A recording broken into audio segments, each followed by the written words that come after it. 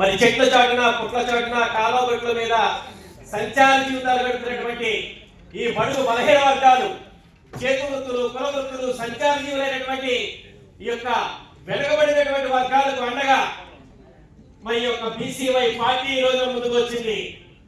ఈ యొక్క పార్టీ మనుగడ సాగించాలంటే మనందరం కూడా ముందుగా ఐకమత్యంగా ఉండాలి.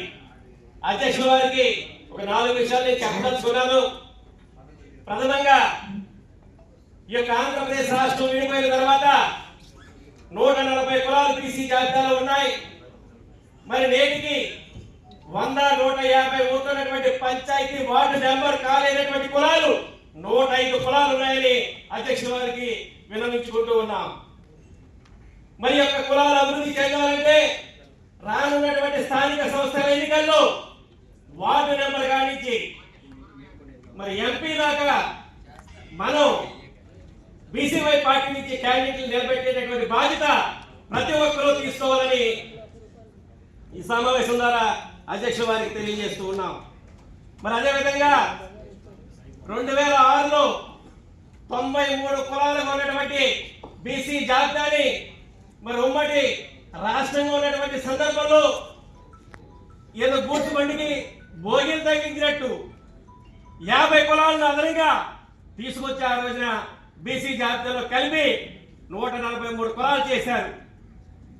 1% అయినా సరే రిజర్వేషన్ పెంచడం కానీ, ఒక ఎమ్మెల్యే టికెట్ ఎగస్ట్రా ఇవ్వడం కానీ, ఒక చైర్మన్ పదవి ఈ బడుగు బలహీన వర్గాలకు ఇవ్వడం కానీ జరగలేదు. ఎవరైనా ఈ విషయాల మీద కూలాకుశలంగా అడిగితే ఒక్కరు కూడా సమాధానం చెప్పేటటువంటి సందర్భం లేదు. మనం కంపల్సరీ ఇటువంటి మేజర్ విషయాల మీద దృష్టి పెట్టాలని అధ్యక్షుల వారికి విన్నవించుకుంటూ ఉంటున్నాం. మరో విషయం ఏంటంటే, కేంద్రంలో ఐఏఎస్ ఐపీఎస్ అధికారులు ప్రధానమంత్రి గారి దగ్గర 100 మంది ఉంటే మరి కేవలం బీసీలకు సంబంధించి 3 మాత్రమే ఐఏఎస్ ఐపీఎస్ అధికారులు ఉన్నారంటే మరి మనం జనాభాలో సగం, మాకు సగం, మా వాటా సగం అని అడుగుతున్నాం. కనీసం ప్రధానమంత్రి గారి దగ్గర ఉండేటటువంటి అధికారులే 3 ఉంటే అక్కడే న్యాయం జరగట్లేదు, మనకి ఎక్కడేం జరుగుతుంది అనేటటువంటి ఆలోచన విధానం మీరు ముందుకు తీసుకెళ్ళాలి. ఇటువంటి విషయాలన్నీ కూడా ప్రజలకు తెలియజేయాలి. ఎందుకంటే కేంద్రంలో ఉద్యోగుల్లో 27% కేంద్ర ప్రభుత్వం అమలు చేస్తుందంటున్నారు. నిజంగా వాస్తవంగా కేంద్ర ప్రభుత్వంలో 7% మాత్రమే ఉద్యోగులు ఉన్నారు.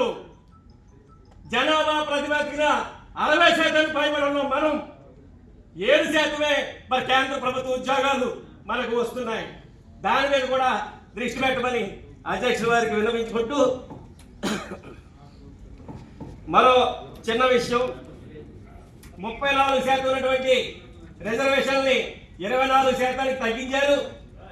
మళ్ళీ ఈ యొక్క 34% రిజర్వేషన్ని అమలయ్యేలాగా, దానికి చట్టబద్ధత కల్పించేలాగా తమరు చర్యలు తీసుకోవాలని విన్నవించుకుంటూ, మరి నా పేరు ముద్దాడ గణేష్ బాబు అని, పాలకొల్లు, పశ్చిమ గోదావరి జిల్లా.